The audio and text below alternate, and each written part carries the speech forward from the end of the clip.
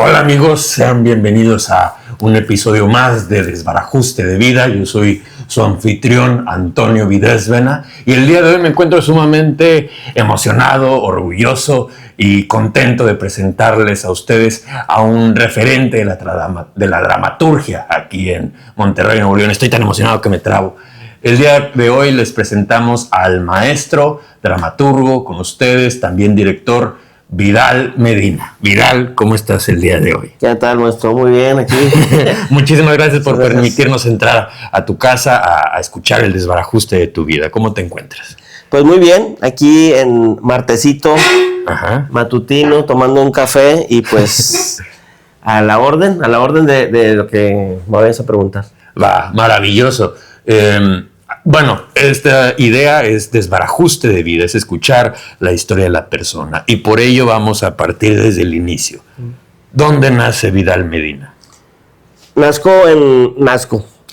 Me toca nacer en la ciudad de Reynosa, Tamaulipas, en el año de 1976. Okay. De allá soy yo, de allá son mis papás. Y muy chico, como a la edad de 6 años, llego a Monterrey con mi mamá. Después del divorcio de mis padres, me vengo con ella para vivir para acá.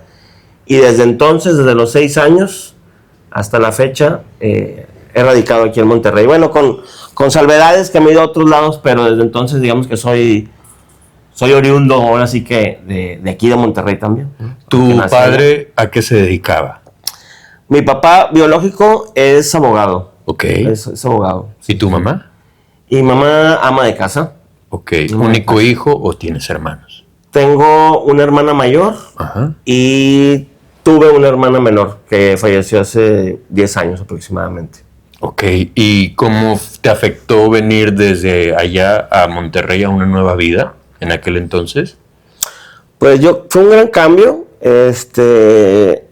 Yo recuerdo que, bueno, estaba muy pequeño, pero antes de llegar a Monterrey, nosotros, mi hermana y yo, vivimos un año en Saltillo, Coahuila, en casa de mi abuela.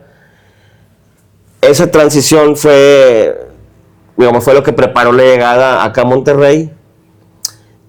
Ahí en Saltillo teníamos muchos amigos, nos juntábamos alrededor de una plaza, un parque, y luego llegamos a Monterrey y llegamos directo al centro, llegamos directo a Zaragoza, entre Aramberri y Modesto Ordola. Yo viví ahí todos mis primeros años aquí, desde los 6 hasta los 8 o 9 años quizás. Viví en una casa que ahorita es una óptica, ahí en Zaragoza, no en Galeana, perdón, en Zaragoza no es una óptica, en Zaragoza se transformó en un negocio, no sé qué, la casa, pero fue mi primera casa aquí en el centro y toda mi infancia y casi adolescencia en el centro de Monterrey.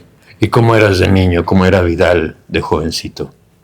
A ver, pues era muy callejero, andaba en patineta, me juntaba con otros skaters. A la edad de 12, 13 años empiezo no el breakdance, era el rap, a mí me toca el rap, pero callejero. Entonces yo me junté con breakdanceros y con gente que hacía rap desde los 13 años. Okay. Entonces hacía skate y hacía también rap de 13, 15 más o menos. Era muy buen bailarín. Okay. Iba a competencias. O sea, era tan bueno que de rap, sí, hacíamos competencias y me iba bien. Y pues en esa transición entré a la preparatoria, dejé por la paz el rap, conocí a otra, ese Vidal, digamos, más bailarín quedó en el olvido. Y en la prepa me dediqué más al deporte. En la prepa estuve en el equipo de atletismo y en el equipo de fútbol americano. También de niño hice mucho deporte. De niño estuve en varios equipos de fútbol americano y en karate. ¿Hubo algo que detonara ese cambio de Vidal rapero, bailador a atletista?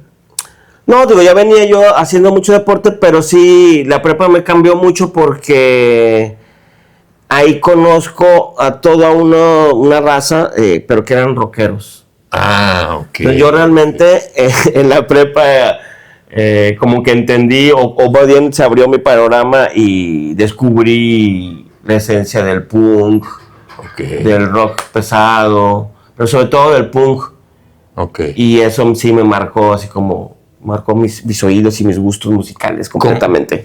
¿Cómo qué bandas te llamaban la atención en aquel entonces? Híjole, pues así, de las que recuerdo y hasta la fecha, Ajá. pues todas las bandas de California. Aquí en Monterrey éramos muy cercanos con toda la banda californiana del punk, porque en ese entonces, en los 90s, Ajá. los grandes, digamos, conocedores de la música de aquí, del underground, se carteaban con gente de Estados Unidos. Era como nosotros nos llegaba esa música. Ok. Entonces era por medio de cartas, te llegaban los demos, los discos, los cassettes, y oíamos bandas de California. Había muchas bandas de California. Pero, pues te puedo decir Bad Religion, te puedo decir Social Distortion, son mis dos bandas favoritas. Ya, y las dos son ok. californianas. Ok. Y ahorita pues ya están viejones, ¿no? Pero siguen tocando.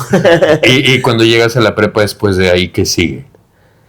Cuando llego a la prepa, ¿cómo que qué sigue? O sea, ¿qué sigue después de la prepa? En sentido de que tus intereses era ahora el ejercicio, habías dejado atrás un poco el rap por esta nueva incursión al mundo punqueto o punquero. Sí. ¿Qué siguió para Vidal en la preparatoria y después la universidad? Bueno, ahí en la prepa dejé paulatinamente el ejercicio. Ok.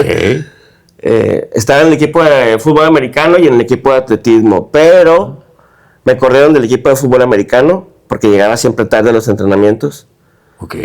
Pero la verdad sí era muy bueno porque yo entrenaba atletismo y terminando me iba a entrenar fútbol americano todos los días. Entonces llegaba tarde porque venía de entrenar atletismo. Me corrieron por eso. Bueno, me salgo del equipo de americano, los Diablos de la prepa 1. Y pues paulatinamente dejo el atletismo y me enfoco en la música. O sea, empiezo a hacer mis bandas. Ok. ¿No? Estudiaba música también. Estudié música en la Escuela Superior de Música y Danza y en la, ¿cómo se llama la escuela que está en el Obelisco? Ahí hice mis primeros estudios en batería. Yo estudié percusiones y batería. Después de la prepa, quiero pensar. No, durante la prepa también estudiaba música. Y ya terminó la prepa y yo la verdad quería estudiar música. O sea, ese era mi gran anhelo. Pero se opusieron firmemente mis padres a que yo estudiara música. Y me convencieron, fue ahí un estirada floja en el que yo cedí y terminé en la carrera de Administración de Empresas. Ok. En FACPIA, en la universidad. ¿Y cómo fue para ti que tú querías algo artístico totalmente diferente y llegas a Administración de Empresas? Pues fue duro, la verdad. No me lo tomaba tan en serio, ni la carrera, ni la decisión, porque al mismo tiempo hacía música. Entonces había algo, tenía mi banda, había cosas que me mantenían como rebelde. Y ya como a los 18 años yo empiezo en la escritura. A los 18 años, ahí en FACPIA precisamente, se manifiesta la escritura muy fuerte porque empezamos un taller literario. FACPIA tuvo un taller literario cuando yo estuve. No sé si sigue conservándolo. FACPIA haya tenido otro, por favor, alguien que me diga. Que me invite. Pero yo abrí un taller literario en FACPIA y había mucha gente de filosofía y letras, curiosamente, y había gente de FACPIA también. Pero digamos, ahí empecé como con la escritura más fuerte. Coordinó ese taller en algún tiempo Luis Javier Alvarado. Okay. Y luego José Eugenio Sánchez llegó a ir. Nos salimos de FACPIA y empezamos a tallerear en el Chirleys, en un café que estaba por Morelos en ese entonces. Ok. Y de ahí salimos, digamos, ahí conocí también a toda la... Pues ahí conocí a toda la fauna, digamos, cultural de Nuevo León. Ya cuando salimos de FACPIA y con el taller literario, conocimos poetas, músicos y un montón de fauna cultural del barrio antiguo y del centro de Monterrey, que en ese entonces era efervescente. Ajá. La vida cultural de la ciudad. Y entonces sí terminaste Administración de Empresas. Sí. ¿Y cómo fue para ti tanto tiempo que te toma una carrera, estar en una carrera en la que no quieres estar? ¿O no lo sufriste por esta cuestión de que tenías oportunidad de hacer tus proyectos por fuera? Estoy a punto de salirme de la carrera varias veces. Ok. Pero incluso a mis amigos cercanos, que casi todos estudiaron letras o estudiaron artes, me decían, pues termina, ya estás ahí, ya haz el último esfuerzo, como en séptimo, octavo semestre. Ya, ok. Y yo, bueno, pues sí, está bien, creo que no es para nada algo negativo terminar lo que empieza, cerrar el ciclo y decir, bueno, ¿ahora qué sigue, no? Entonces yo hice eso, cerré mi ciclo, terminé mi carrera, incluso renuncié a los trabajos que tenía que ver con administración. Okay. Y un día dije, ya, listo, hasta aquí llego, voy a hacer teatro. Yo lo decidí eso. ¿Cuando terminas la carrera? ¿O en qué momentos Cuando termino la carrera, sí, cuando termino la carrera. Okay. Ya conocía la escuela de teatro, ya estaba haciendo mis pininos, digamos, en el teatro, a la par, ¿no? No recuerdo si fue terminando la carrera, ahí sí, pero creo que sí fue recién terminando la carrera, entro yo a la escuela de teatro. A la escuelita descubro la escuela de teatro. Ok. Descubro la escuela de teatro por una pareja que tenía entonces, una chica que quería entrar ahí. Entonces yo descubro a Coral Aguirre, descubro la escuela de teatro, justo antes de terminar mi carrera, y se me abre otra gran puerta. ¿Cuál? La puerta del teatro. O sea, se me abre la puerta de la posibilidad de... Descubro que a mí me encantaba escribir, me encantaba la música, pero descubro que el teatro es una vía de acceso a lo que yo quiero hacer, como hasta más inmediata que la escritura, porque yo primero me consideraba, cuando estaba en la carrera y estaba saliendo, como más un poeta, ¿no? Que quería escribir, que tenía esta concepción romántica, el poeta, el músico. Pero cuando descubro el teatro digo, no, mira, aquí hay algo que te permite ser poeta músico y loco, ¿no? Es decir, todo. Y tener un contacto inmediato con la gente, entonces no tienes que esperarte a ver si te publican, quién te lee, sino te puedes ir a probar inmediatamente, ¿no? Con el público. ¿Quiénes estaban ahí en la escuelita en aquel entonces? En aquel entonces, Alberto Ontiveros era parte de la escuela de teatro, era parte de esas generaciones, yo recuerdo, es parte de esa generación. ¿Daba clases? No. Todavía estaba ahí, no sé si estudiando, saliendo o recién egresado, pero Alberto Ontiveros me acuerdo mucho de él.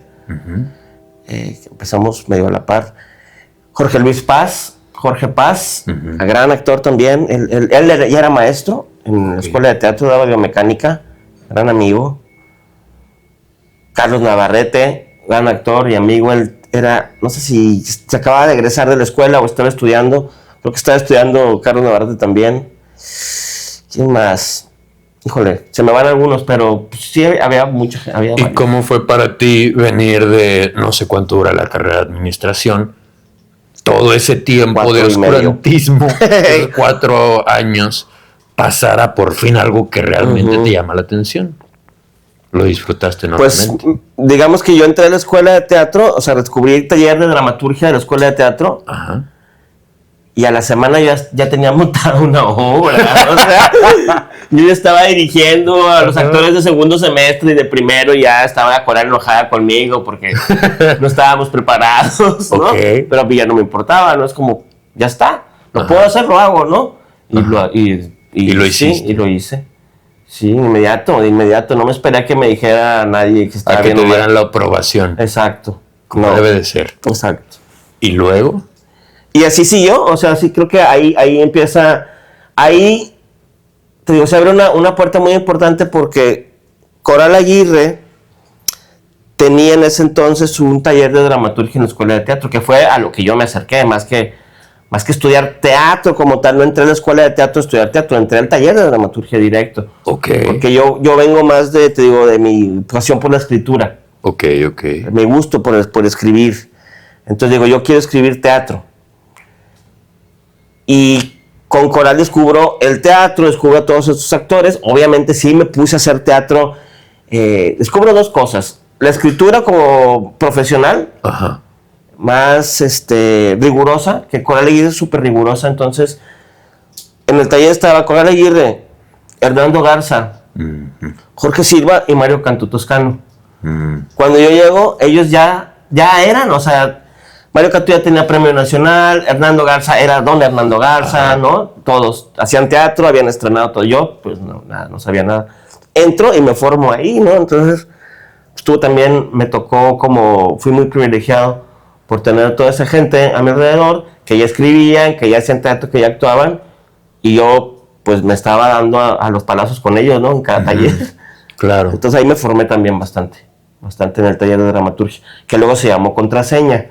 Okay. Y formamos un equipo, un grupo de creadores, de productores teatrales de la ciudad. Mierda. Todos y cada uno estamos llenos de mierda. Y lo peor es que la desbordamos, sin sentido y sin razón, porque creemos que no podemos hacer absolutamente nada para cambiar el mundo. Decenas de inocentes han sido asesinados. Lo que al parecer es un genocidio. Comparada con una zona de guerra. En diversas áreas del reino, los cuerpos. Una verdadera carnicería sin precedentes. Al momento se tiene poco registro. Brutalmente asesinados. Los muertos son responsabilidad del rey. Todo parece indicar que las muertes han sido causadas. La noticia de la muerte del rey Wenceslao. La masacre responsable de la violencia en el reino.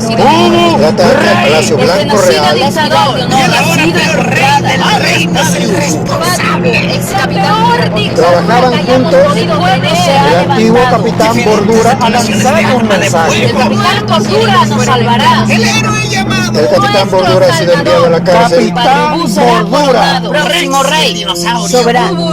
Hubo rey.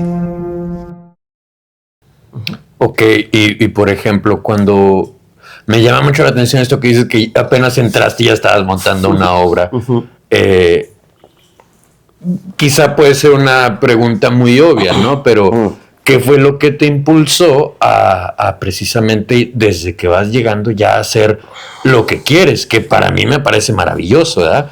Después de venir de esta etapa en donde hacías algo totalmente ajeno a lo que gustabas, ¿cómo fue o de dónde surge esta enorme necesidad de quiero hacer esto, quiero montar, no me importa, maestra, si está bien o está mal? Pues yo creo que tiene que ver con esto que yo descubrí que se podía hacer. Ok. O sea, yo no tenía para nada ningún problema con los escenarios porque yo hacía música, yo tocaba en un chorro de lados, bailaba. Entonces no tenía como una cosa así de que el escenario, no, más bien era quiero que mis cosas estén ahí, ¿no? Entonces, ¿cómo le hago? Necesito un equipo de trabajo, escribo un texto, vamos a ensayar. Y lo hacíamos, la verdad, bien mal. Pues sí, ¿no? Ni recuerdo, pero la primera vez que montamos una obra que se trataba sobre las nubes que escribí, estaba Carlos Navarrete en esa obra. Ya teníamos discusión en los ensayos, que él quería hacer una cosa y yo otra. Estábamos empezando, ¿no? Y sí, nos presentamos en un arte joven. Un festival de arte joven, recuerdo. Y a la par, ¿qué estaba pasando contigo y la música en ese entonces? No, yo seguía con mi batería, seguía queriendo tocar, ya no tenía grupo, o seguía haciendo algunas bandas, pero también como que lo fui dejando de lado. Ok. Y me fui enfocando muchísimo más en el teatro hasta que se convirtió el teatro en mi foco, o sea, en mi único, digamos, actividad artística. Okay. Poco a poco me fue absorbiendo. Totalmente. Sí. ¿Y después que terminas toda la escuelita o no? No, te digo, yo no hice la escuelita, yo estuve en el taller de dramaturgia. ¿Y cuando terminas el taller, qué sigue? Bueno, el taller no termina como tal, porque no es un taller que tenga un tiempo, nosotros le llamamos taller, y el taller duró años. O sea, el taller publicamos libros, y más bien el taller era permanente, y oscilaba gente que entraba a taller con contraseñas. O sea, ya sabían que nosotros éramos un taller y podían ir a trabajar con nosotros. Ya. A llevar sus textos, a que nosotros criticáramos, si querían publicar con nosotros, ¿no? El taller se formó, se hizo algo permanente. Mientras estabas en ese taller, / grupo de tallereo de textos dramaturgos, ¿qué más hacías? ¿Qué más hacía? Ay, híjole. Pues yo creo que en un tiempo trabajé en el banco, en un banco en algún momento. Luego, después de que regresé y tuve un hijo. Ya me acordé. Toda esa época, ya era papá. En esas transiciones, en esa parte de que descubrí el teatro, también tuve un hijo, Renato, y empecé a trabajar en Conarte. Okay. Yo entré a trabajar en Conarte como editor, como asistente de editorial de la Agenda Cultural de Nuevo León. híjole, ¿qué serán? En el 2005 o 2006, por ahí. Ahorita acabas de mencionar a que tuviste un hijo. ¿Cómo fue para alguien que estaba descubriendo las artes y la forma de vivir de ello tener un hijo? Fue tremendo, fue difícil. Sí, fue difícil. Porque como que hubo un choque, ¿no? de deseos y anhelos, ¿no? Entre, quiero llegar, quiero ir para acá, y pues el hijo tiene necesidades, más bien te jalan para acá, tú quieres ir para allá y te jalan, bueno, y en ese inter pues tienes que darle todo lo que se necesita y tratar de salir adelante tú, ¿no? O sea, tienes que madurar. Okay. Tienes que madurar al final de cuentas en ese proceso de ser padre. ¿Cómo tomaste tú ese proceso? Pues te digo, me puse a trabajar como en Conarte varios años, para poder tener como algo estable. Y me fue bien, creo que en ese tiempo estuvo bien algunos años en ese periodo. Bueno, estoy hablando de que pues sigo siendo padre, no es algo que se termina. Claro. Entonces, pero cuando Renato estaba chico, pues sí, yo trabajé mucho tiempo en Conarte como editor de la agenda, cubría algunos festivales de teatro, escribía reseñas de encuentros, de festivales. Tenía un jefe muy bueno en Conarte que se llamaba Hugo del Río, ya falleció, en paz descanse Hugo del Río, pero él me asignaba, me decía, tú eres muy bueno haciendo teatro, escribiendo, cúbreme las reseñas, tráeme notas, no, me enviaba a hacer periodismo pero de teatro, básicamente. Okay. Hugo del Río. Pues con él tuve mucho trabajo con arte. Y ya con los años me quedo ahí como editor un ratito en la agenda cultural de Conarte, como editor en jefe ya. También algunos años. Ya tuve otros jefes. Y la verdad, tuve muy buena suerte porque me permitía, aparte de trabajar en Conarte, me permitía seguir haciendo teatro. Y tenía facilidades para salir, si tenía que viajar, si tenía que tomar un curso. Había muchas facilidades entonces para que yo pudiera hacer eso. ¿Qué tipo de teatro o qué proyectos estabas haciendo en ese entonces? En ese entonces me estaba terminando de formar más bien profesionalmente. ¿En dramaturgia? En dramaturgia, Okay. Seguía formándome. O sea, yo recuerdo que todavía a los 30 años, o entre los 27 y los 30, sí, yo estaba tomando un diplomado nacional de dramaturgia y luego un taller con la Royal Court Theatre. Ok.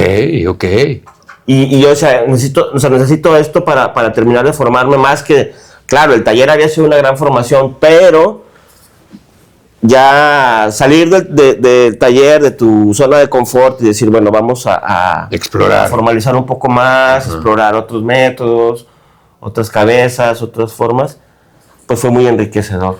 ¿Había algo que te llamaba la atención de hacer teatro aparte de la escritura? Es decir, en estos proyectos que mencionas, ¿hacías algo específico? ¿Te gustaba actuar, dirigir? Sí, casi siempre he actuado en mis obras, y también he procurado dirigir. Ok. Entonces, casi siempre las tres, aunque yo considero que lo que más he hecho es escribir. Escribir. Y para ti, ¿cómo debe ser un actor? Híjole, pues primero muy sensible. Pienso que un actor tiene que ser una persona sensible. Casi podría decir con las emociones a flor de piel. No sé si eso sea positivo o negativo. Me gusta que sea alguien entrenado o entrenada. Que su cuerpo esté entrenado. No solo sus emociones, sino también su físico, porque ahí es donde se almacena todo y donde todo va a salir.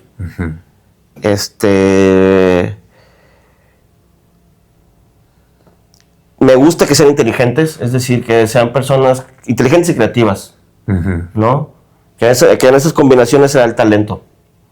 Inteligentes y creativas, que los actores no necesariamente tengan que depender al 100% de un director, me encanta, que sean propositivos.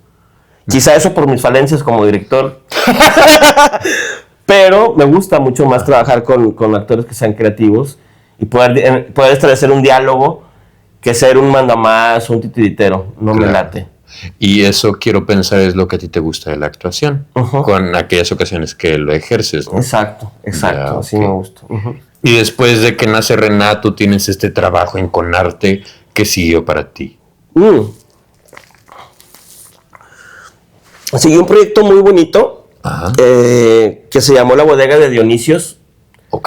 que eso hicimos en el 2009, que fue invertir en un teatro. Yo y dos socias, ahorita me voy a evitar los nombres, no por nada, simplemente Claro, claro. porque lo que importa es el proyecto. Ajá.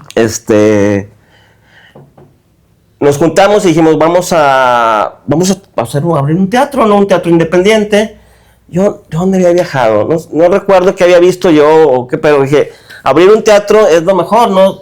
Programamos nosotros, damos trabajo.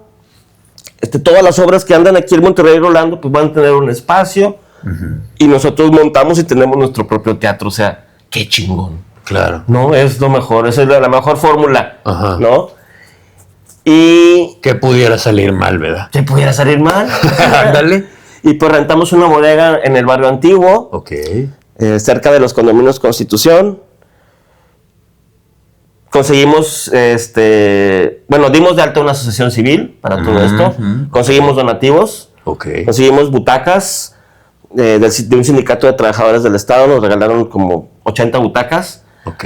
Los trabajadores del teatro de la ciudad nos las instalaron. Ah, ok. Sí, no, ahí también grandes amigos. Ajá. Los técnicos del teatro de la ciudad, Héctor, el Gallo, el Pil, o sea, muy buenos camaradas. Ajá. Fueron y me instalaron las butacas profesionalmente con ganas, como se debe, a mi espacio. Ok. Ya después yo y el equipo de trabajo pintamos, conseguimos telones. El Flaco hizo toda la iluminación del lugar, todos los chilipares, todo. Pusimos como 4 varas de luces, Ajá. con todo por el Flaco. Y iniciamos un sueño. Echamos a andar un sueño en el 2009 que se llamó La Bodega de Dionisios. Ok. Pero no todo lo hicimos bien. Hubo cosas que se nos fueron. Creo que una muy importante fue convencer a los vecinos. Ok. Y estrenamos y algunos vecinos se opusieron al proyecto. Ok. Y bueno, fue difícil conseguir los permisos. Al final yo no pude conseguir los permisos y tuvimos que abandonarlo, el proyecto. Porque Claro. sin permisos ya está muy difícil trabajar, sin permisos del municipio. Claro. ¿Sí?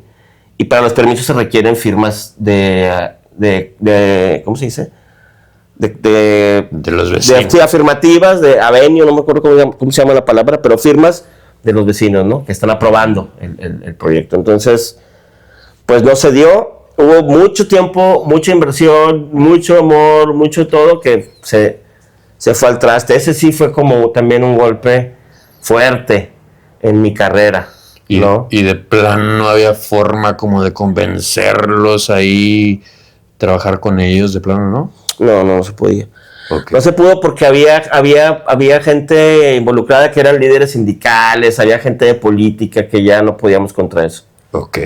O sea, sí había intereses políticos ahí en ese barrio.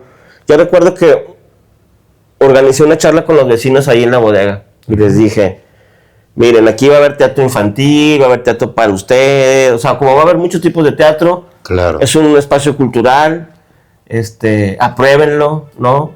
Pero la misma ciudadanía dijo que no. Tuvieron miedo de los estacionamientos. ¿Dónde se van a estacionar? Yo tenía respuestas para todo. Ahí a la vuelta había un estacionamiento de gobierno que no estaba utilizado. Les dije, ahí. Pero sí tuvieron miedo. Y había una lideresa que se oponía, que decía, no, que llévense el teatro a la zona de teatros. Aquí no queremos teatros. Aquí es una zona habitacional, etcétera, etcétera. Ándale.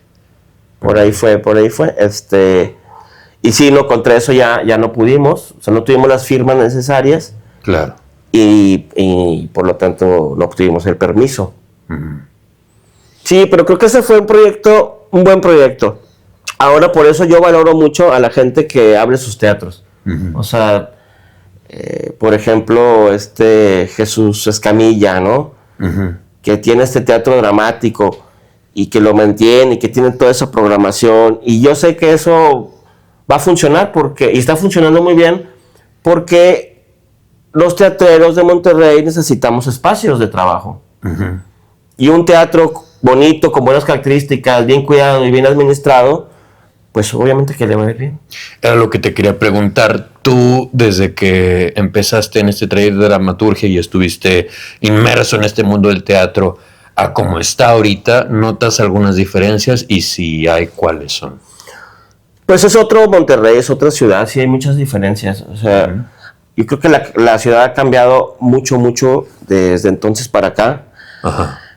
Ha habido muchas, por ejemplo, en cuanto a teatros, hablando de espacios teatrales, ha habido muchos proyectos que han abierto y han muerto en el camino. Okay. Muchos.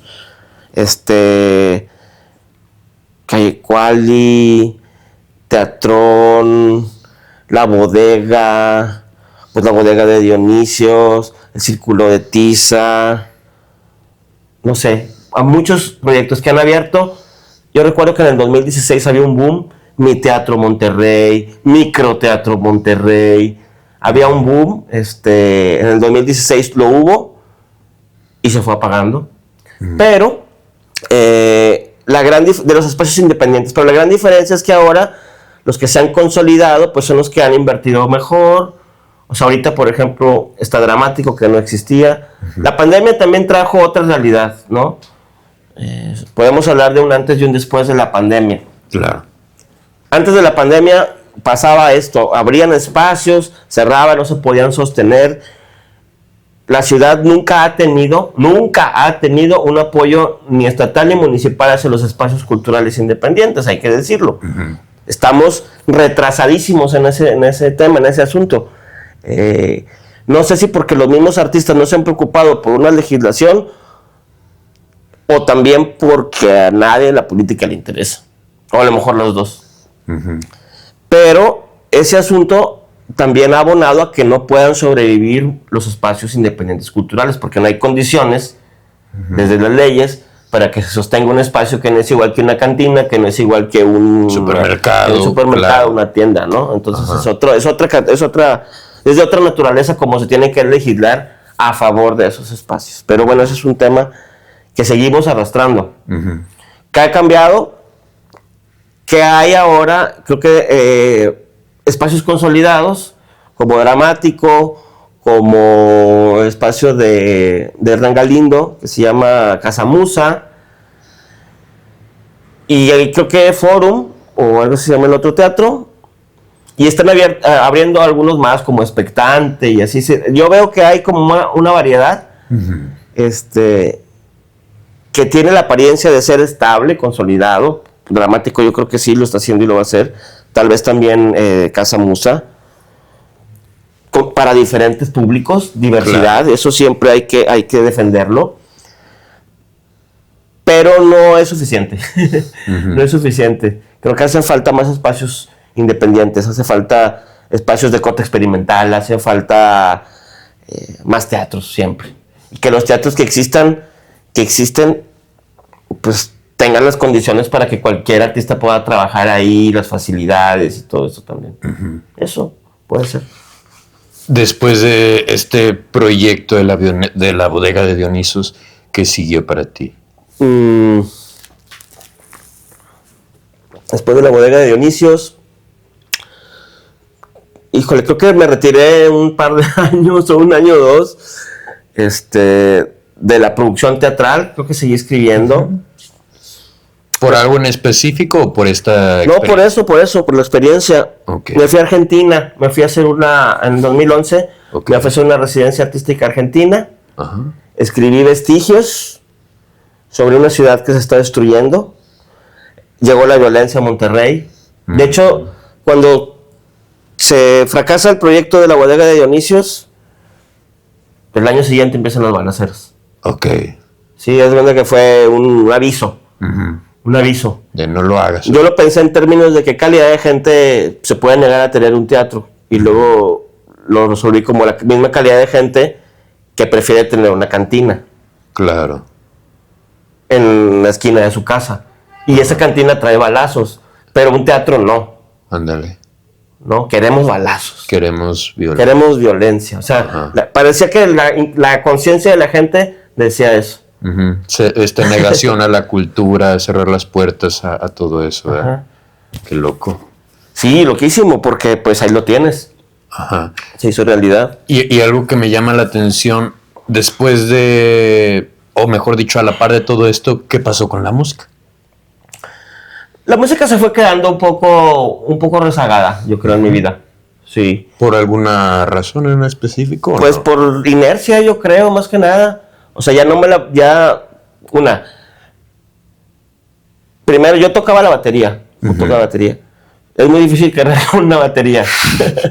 Ajá. Y luego, las últimas percusiones que tuve, me fui deshaciendo de ellas.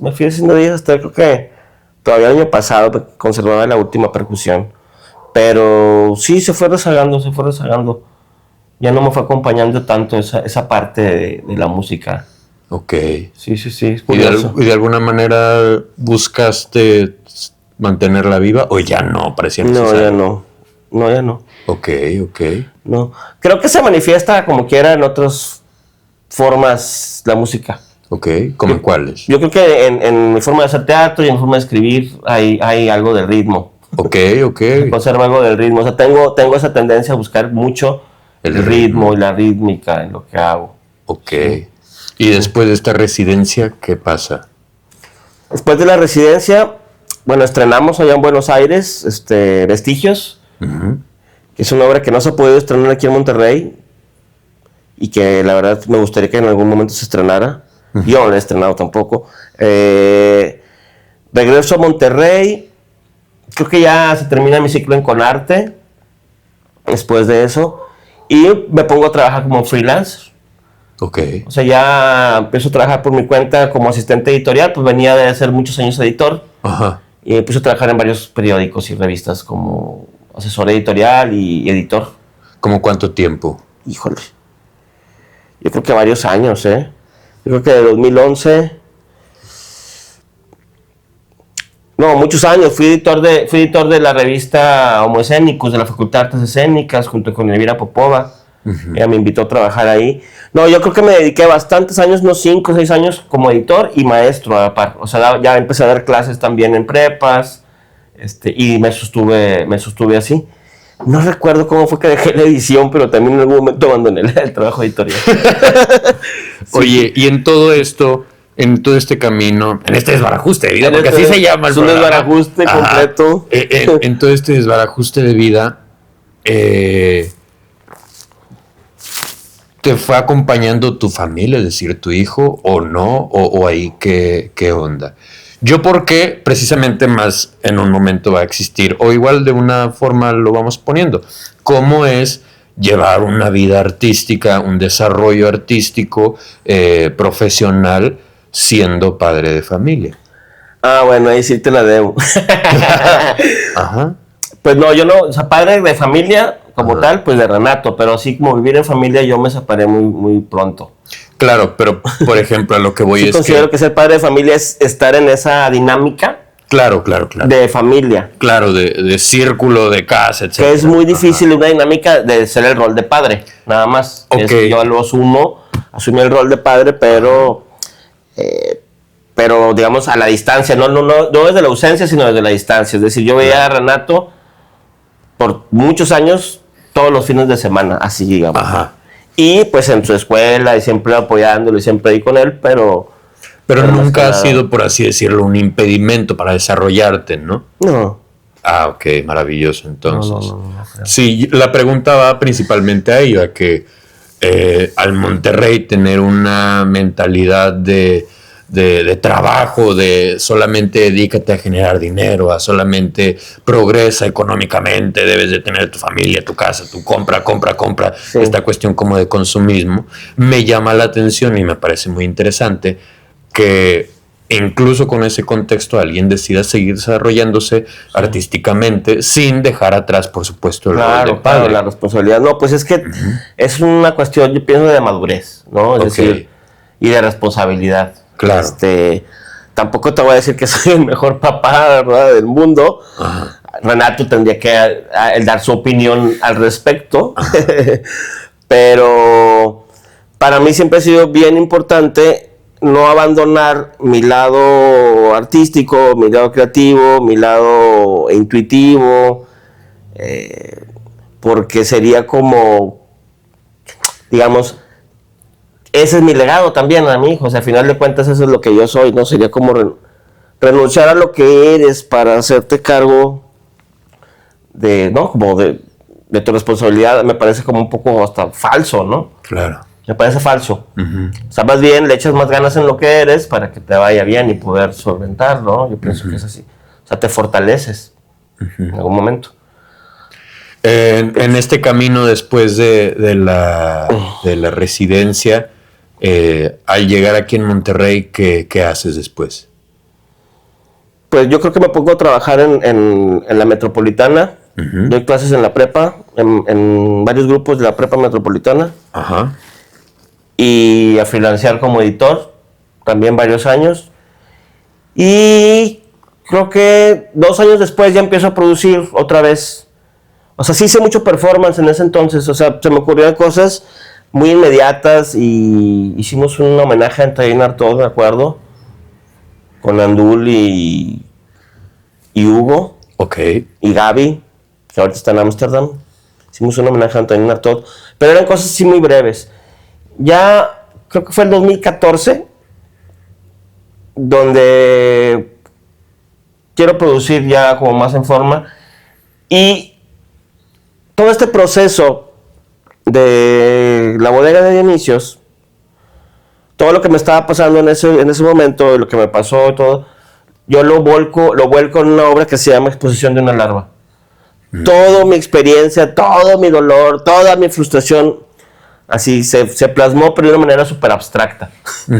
Nunca hablé de la bodega, nunca, ¿no? Se plasmó en un personaje que se está transformando en un insecto. Ok. ¿No? Y se llamó Exposición de una larva. Yo creo que ahí... Y, pues obviamente yo el texto lo empecé a escribir cuando estaba ahí en la bodega, pero unos años después ya lo maduro un poco más y digo, no, sí, creo que esta hay que montarla, creo que es una obra, sí, muy kafkiana y muy de ciencia ficción, pero sobre todo que hablaba mucho de un proceso fuertísimo de cambio. Personal. Ajá.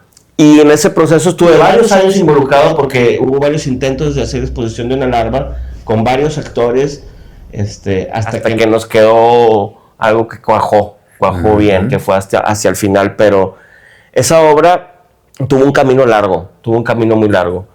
Desde que se escribió, en algún momento la llegó a actuar Víctor Hernández, dirigido por Gorostieta, y actuaba Víctor y Javier Serna en una Semana Internacional de la Dramaturgia. Ellos la leyeron. A mí me gustó mucho la lectura que hizo Enrique Gorostieta, y el trabajo de Javier Serna y Víctor Hernández también me gustó mucho en ese entonces.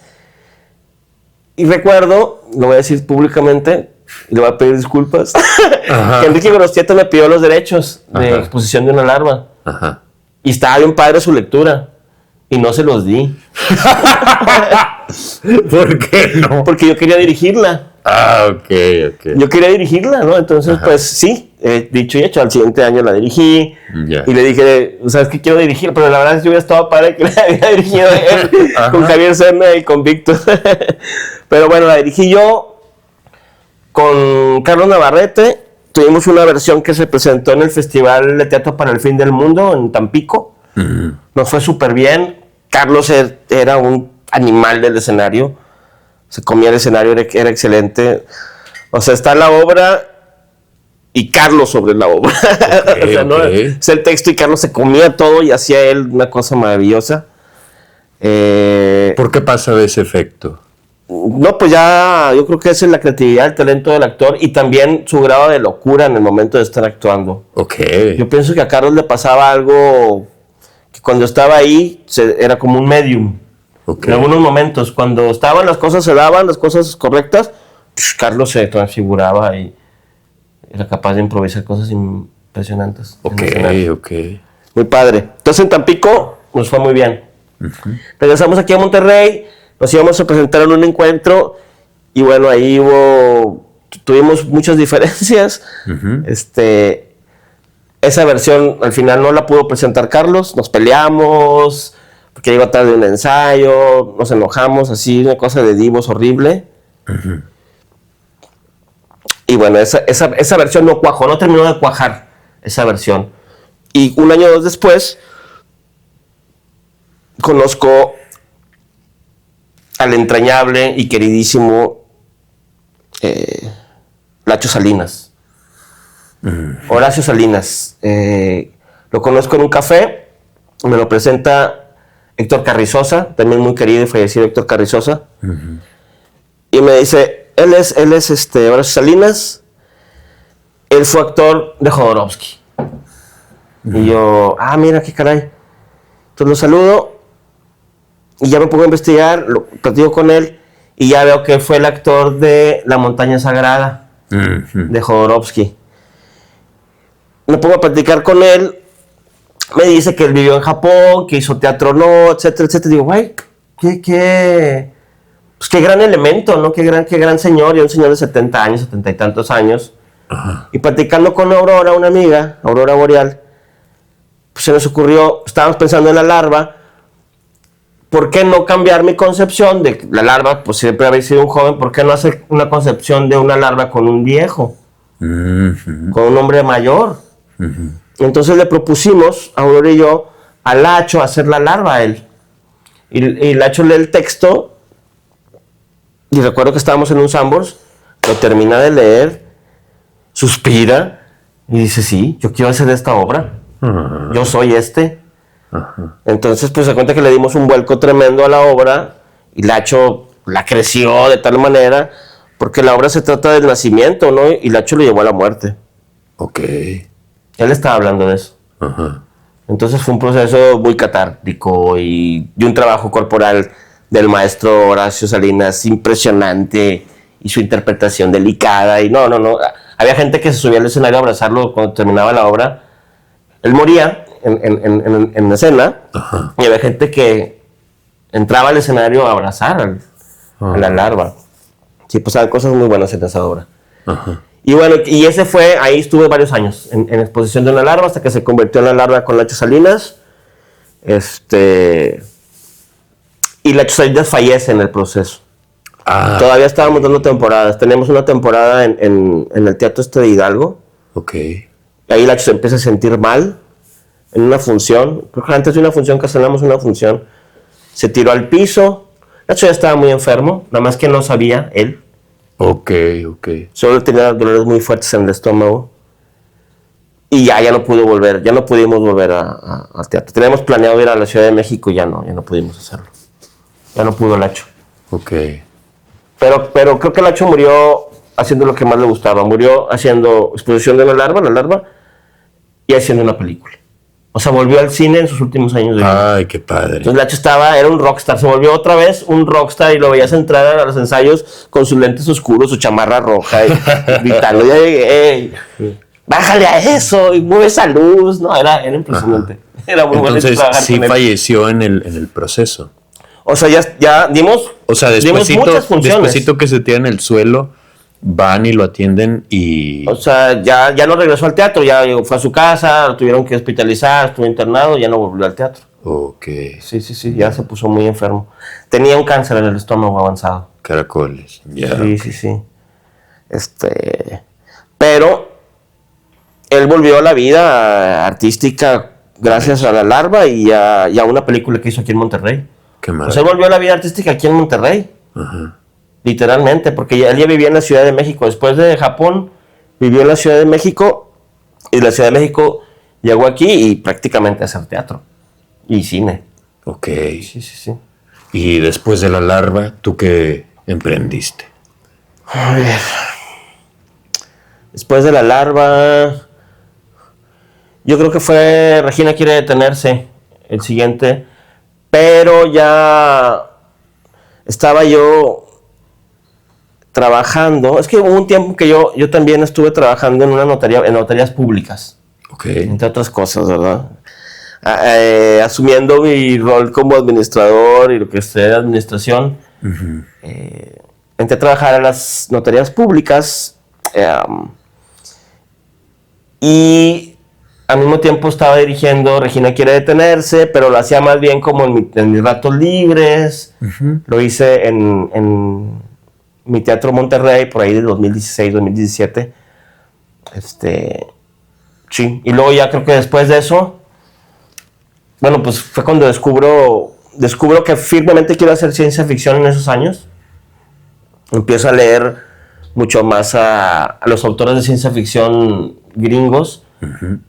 Aunque a mí siempre me ha gustado también la parte fantástica de la literatura, la parte de Jorge Luis Borges, la parte de Julio Cortázar. Esa parte a mí me ha formado y que me ha nutrido para querer escribir similar o querer escribir bajo esa concepción más universal de la literatura, etcétera, ¿no? Lo fantástico. Entonces, cuando yo llego a la ciencia ficción, yo ya tengo lo fantástico muy arraigado y veo que es como un camino de lo fantástico mucho más amplio, ¿no? Okay. Y que te abre otra ventana enorme, ¿no? Se llama ciencia ficción. Sí, entra lo fantástico, pero es lo fantástico tecnológico y lo fantástico del futuro y lo fantástico especulativo y dices, wow. Yo leo a Philip K. Dick y así literal yo digo, wow, aquí hay algo que yo no conocía, literal. Y no, pues me pongo a leer y a leer y a leer mucha ciencia ficción. Y pues hago un festival de ciencia ficción. Okay. ¿Y cómo hago un taller y un festival. O sea, me puse a leer tanto teoría y dije, voy a hacer un taller de escritura. Ya estaba yo escribiendo ciencia ficción. Regina quiere detenerse. Es mi primera obra, digamos, que yo conscientemente dije, va a ser de ciencia ficción. Aunque ya había escrito cosas muy cercanas, como Vestigios y La misma larva, o Garab, que es una distopía, y es mi primera obra, que de eso no hablé, pero fue mi primer premio en el 2001. Ahora digo, no, esto es como que aquí me siento más en mi elemento. Y escribo esa obra y a la par voy a abrir un taller para que quien quiera escribir, pues compartir lo que yo estoy aprendiendo, ¿no? Y abro un taller, entra gente pues también muy diversa, y ahí en el taller creamos textos, que luego cuando terminamos el taller, pues ¿qué hacemos con estos textos? Pues vamos a crear un evento para estrenarlos. Ok. Y creé el Festival de Ciencia Ficción, Noches de Ciencia Ficción, para estrenar los textos creados en el taller. ¿Y cómo te fue con el taller, con el festival? Súper bien. La primera vez, pues lo hicimos sin dinero. O sea, no había apoyo, nomás. ¿Qué más apoyo que la voluntad de un chorro de gente? Entonces había como 4 o 5 dramaturgos, 4 o 5 equipos de trabajo alrededor de cada uno que yo gestioné por medio de las escuelas de teatro. Desde la escuela de teatro, CEDART y facultades escénicas. ¿Qué grupos quieren trabajar? Aquí tenemos textos para un festival. No tenemos dinero para producción. Producen ustedes y estrenamos en el festival. Okay. Todo lo que entre de taquilla lo reparto. Esa es mi forma de trabajo en ese momento. Pues se estrenaron 5 obras en la misma noche, en un evento secuencial, ¿no? Una tras otra, el público iba avanzando de una a otra. Lleno total, no sé, 200 personas, 150, no sé, muchas. ¿En dónde boleto pagado? En el patio, en la Purísima, frente a la Purísima, en un patio. Okay, en un patio y varias salitas, varios salones. En el 2019. Ok. No, pues yo pienso que fue un gran éxito. Fue un gran éxito de público, de propuestas, de texto, de actuación, todo. Muy bien. Y luego al final tocó un grupo, un performance. Nos fue muy bien en el 2019. Y fue así hecho, así, a pura voluntad humana, con el recurso más valioso. Okay. Con el recurso humano. Y tuviste una segunda versión, ¿verdad? Ya después, la segunda vez, pues ya lo mejoramos un poquito. Ahí elaboramos un plan para hacerlo mejor y pedimos dinero, pedimos un apoyo a EFCA, al estímulo fiscal. Nos dan el apoyo, conseguimos a la empresa y hicimos una convocatoria pública para recibir textos. Recibimos alrededor de 28 textos de casi todo el mundo, nada más de habla hispana, o sea, Europa y América Latina. Okay. Recibimos textos de Europa y América Latina.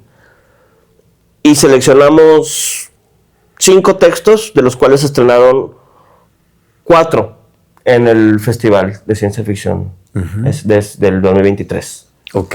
Y también nos fue muy bien. Creo que hay cosas que se pueden mejorar en cuanto a logística, pero las producciones quedaron excelentes. El equipo de trabajo, los equipos que fueron seleccionados para estrenar profesionales, tuvimos muy buen ojo, yo creo, en esa selección. Lleno total, otra vez. Fue en la nave Generadores. El lugar estaba impresionante y sí creo que fue muy buen evento. Quizás falta afinar algunas cosas, por ejemplo, que las obras que se estrenen en el festival bajo esa producción que sigan teniendo temporadas, sería algo que no pedimos. Y sería bueno, como hay ahorita algunas, ¿verdad? Los sermones que va a tener temporada, pero estaría bien padre que todas las que se estrenaron ahí pues tengan temporada para que ese trabajo siga siendo visible por más tiempo. Claro. Y el trabajo, pues sí, y todo el trabajo que hay detrás no se pierda, ¿no? Y después Y ya. Y después de ahí, del festival. Bueno, ya después del festival, pues ya estamos acercándonos a la aquí y ahora. Ajá. Hicimos el año pasado Las Metamorfosis de Antonia, una obra. Bueno, también ya dimos pasos en el terreno, que por primera vez en mi vida, en el terreno del teatro para jóvenes audiencias. ¿Cómo te fue ahí? Híjole, yo creo que súper bien. Yo creo que nos ha ido muy bien con las jóvenes audiencias. Ajá. Hace un par de años llegó una convocatoria de Alas y Raíces para escribir obras que atendieran problemáticas de las jóvenes audiencias, problemáticas adolescentes. Ok. Y nos dieron a elegir entre el suicidio, la depresión y las adicciones. Ok. ¿Sí? Un tema. Y yo elegí la depresión, me pareció que un tema mucho más accesible para mí, abordarlo. ¡Ey, oye! ¡Oye! La depresión. La depresión. Ajá. Y me puse una vez que tengo el tema, me pongo yo como objetivo trabajar con algún texto clásico ese tema. Entonces digo, estoy entre Hamlet, que es un personaje depresivo, Claro. y Gregorio Samsa, Ah, que es un personaje depresivo. Ajá. Entonces digo, ¿con cuál me iría mejor para trabajar esto? Y yo soy kafkiano, la verdad, más que hamletiano. Yo soy más kafkiano que otra cosa. He leído todo Kafka, me encanta el universo. Creo que es uno de los escritores más importantes del siglo XX. Ajá. Y pues digo, Kafka. Y escribo una versión propia de Kafka, ¿no? Intentando llevar la transformación a la depresión juvenil. Un poco, intento hacer ese camino, ¿no? Entonces estamos hablando de una chica que se llama Antonia, que es regiomontana o de San Luis Potosí, ¿verdad? Y vive aquí a 3 cuadras, y trabaja aquí en el metro, y un día despierta convertida pues en un personaje kafkiano, que sería una hormiga en este caso, ¿no? Y la metáfora del trabajo, y la metáfora de la presión familiar, y la metáfora de que, bueno, ¿qué les pasa o por qué se deprimen los adolescentes, no? Y las depresiones suelen estar asociadas a las presiones familiares, a los entornos, al no poder con las exigencias de tu entorno emotivo cercano, ¿no? Y no poder tampoco expresarlo. Entonces, pues, los adolescentes se deprimen.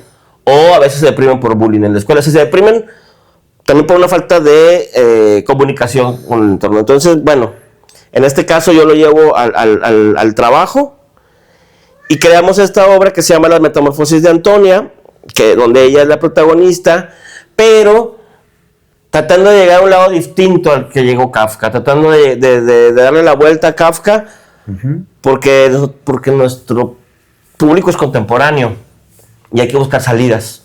Claro. Esperanza, ¿no? Entonces, Antonia no está sola en el mundo, hay otros personajes que se parecen a ella, que también son adolescentes convertidos en cosas súper raras, y conoce a Josefina y conoce a Odradek, que también son personajes híbridos, curiosísimos, y entonces ahí se establece pues un equipo, se establecen amistades, y esta adolescente va encontrando su lugar en el mundo, va encontrando quien la ayude, encuentra un doctor y encuentra como un entorno que la comprende, ¿no? Y eso ayuda a que ella encuentre su identidad. Y de eso se trata, básicamente. ¿Y cómo fue para un público joven ver esta historia tan vigente para ellos? La respuesta fue mucho mejor de lo que yo esperaba. A la gente, niños y adultos que la han visto, la historia los ha conmovido, les ha encantado. Me parece que es porque la historia siembra una especie de semillita, más que la depresión, yo creo en la cuestión de formarse la identidad personal. ¿no? De quién quieres ser y cómo asumes esa identidad y cómo si puedes tener quien te ayude, ¿no? Cómo no estás solo a veces con lo que quieres, ¿no? Cómo si puedes buscar un entorno que te ayude. Y me parece que eso ha hecho mucho eco en el público que la ha visto, es decir, ha generado eco en la gente, sí. Oye, algo que me llama la atención ahorita que hablamos de ese texto de Antonia y por toda tu desbarajuste de vida, puede ser medio sentimentalona la pregunta, pero ¿cómo haces para seguir adelante, seguir buscando proyectos, seguir creando, seguir generando, seguir expresándote artísticamente a pesar de este entorno agresivo, este entorno que repele la cultura, este entorno cerrado, que me atrevo a decir es la ciudad, y aunado a el camino mismo de un artista, ¿no? Que el camino de un artista está tapizado de baches, de tropezones? ¿Qué es lo que a ti te sigue impulsando a seguir siendo esto, a seguir creando? Pues yo veo el teatro como un acto de resistencia. Ok. Me parece que si yo optara por un camino en medio de los obstáculos y las dificultades, sería la resistencia.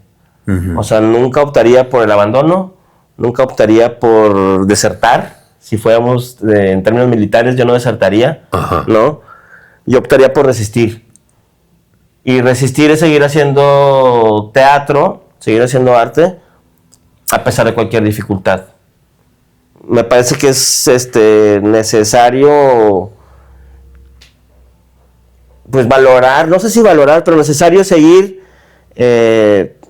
conectados a algo que aporta a la sociedad. Y yo creo que el teatro no va a salvarle la vida a nadie, no se trata de cambiar el mundo, no para nada, pero sí se trata de un acto de resistencia social, civil, artístico, que aporta conocimiento, que aporta un tipo de práctica y de libertad. ¿Por qué hacer teatro aparte de todo eso?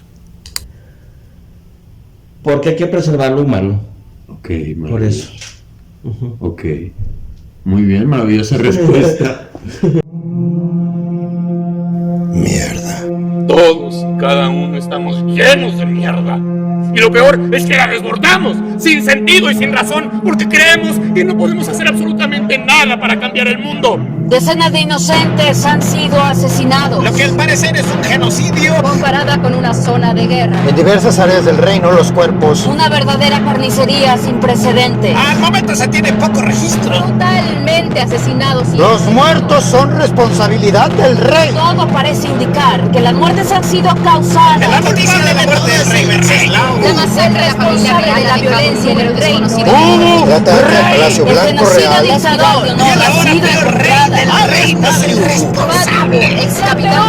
Trabajaban juntos. El antiguo capitán Bordura ha lanzado un mensaje. El capitán Bordura nos salvará. El héroe llamado. El capitán Bordura ha sido enviado a la cárcel. Capitán Bordura. Próximo rey. Dinosaurio. Soberano. Rey. Hubo rey. Muy bien, ahora ya vamos a la recta final de este desbarajuste de vida con Vidal Medina. Ahora vamos al desbarajuste de preguntas. Puede haber algo totalmente simple como algo totalmente filosófico, entonces es la pregunta que Vidal, es la respuesta que Vidal quiera ofrecer a la pregunta. Día normal de Vidal. ¿Cómo es un día normal de Vidal? Café, Ajá, desayuno, ejercicio ajá, y el escritorio. ok. ¿Creen fantasmas, Vidal? Sí. ¿Qué pasa después de la muerte? Transformación. Nos transformamos, nos unimos al todo. ¿En qué sentido? O sea, el cuerpo físico es abandonado por el cuerpo inmaterial. Ok. Y el cuerpo inmaterial se funde con la luz, con el viento, somos parte del todo, ¿no? Nos diluimos en el todo. Y el cuerpo físico también le pasa lo mismo, ¿no? Se va diluyendo, se va haciendo tierrita y forma parte del todo. Ok. Nos volvemos a unir. Ok. Estamos separados y nos unimos. cuando morimos. ¿Separados de qué? ¿Del todo? Hobby de Vidal. Hobby de Vidal, jugar ajedrez. Ok. ¿Las quesadillas llevan queso o no? Con queso, por favor. Muy bien. Una película. Blade Runner. Una canción. Una canción, qué buena.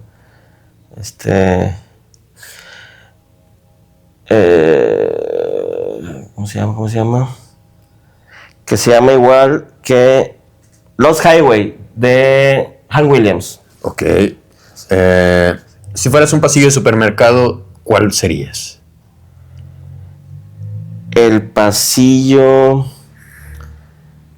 de... qué bueno también. De los juguetes. Maravilloso. ¿Un libro? Un libro, Crónicas Marcianas. Excelente. ¿Comida favorita? El pollo. ¿Mejor trabajo? Bien X. Mejor trabajo Ajá. Del que que hayas hecho, haya tenido. Ajá. Con el mejor trabajo. Mejor trabajo. No, pues que me paguen por escribir. Maravilloso. ¿Peor trabajo que has tenido? Trabajo que he tenido. Trabajar de mesero en un bar. Ok. ¿En qué bar? En el bar Chivá. Era ayudante de ni siquiera era mesero, estaba más abajo. ¿Y? Era ayudante de mesero en el bar Chivá. Ajá. Es una chinga. ¿En donde? En San Pedro. Ah, ok. En Ok. Centrito Valle, en Centrito. Ya. A Vidal le llena de orgullo de Vidal. ¿Qué? Ay. Mis publicaciones. Tus Sí, publicaciones. mis obras. ¿Cómo es un día favorito de Vidal?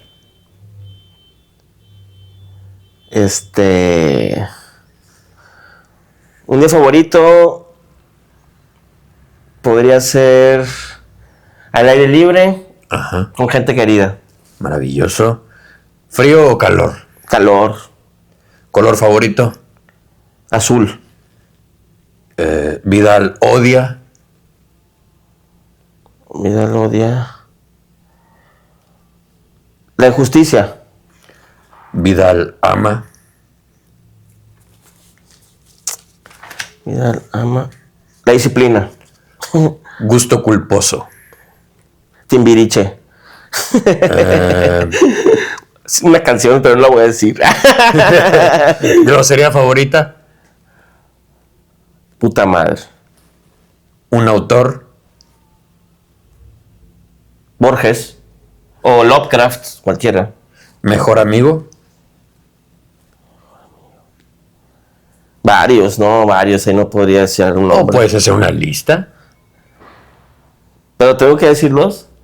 Si quieres, sí. No, varios. Trabajar con alguien. con Así no tengo mejor amigo. Es la verdad. No, es que no los digo porque tengo muchos. No, hombre, no ha de ser porque no quiero. No, hombre. Trabajar con alguien que va empezando o ya con alguien con experiencia. ¿Qué prefieres? Ambos aportan. Ok. Diferentes cosas. ¿Por qué trabajarías con uno y con el otro? Trabajaría con alguien que va empezando porque aporta frescura, porque no está contaminado, Ajá. hay pureza, hay cierta ingenuidad, cierta cosa linda ahí Ujú. que puede aportar. Y alguien con experiencia porque sabe, porque puede resolver un problema, sabe cómo llegar a lo mejor a otro lugar más fácil, etcétera. ¿Qué sigue para Vidal Medina? Seguir produciendo. Quiero estrenar algunas de las obras que acabo de publicar. Y eso, seguir produciendo. Quizás el año que entra hacer otro festival de ciencia ficción. Tratar de itinerar con las obras y llegar a más lugares con el teatro que hacemos.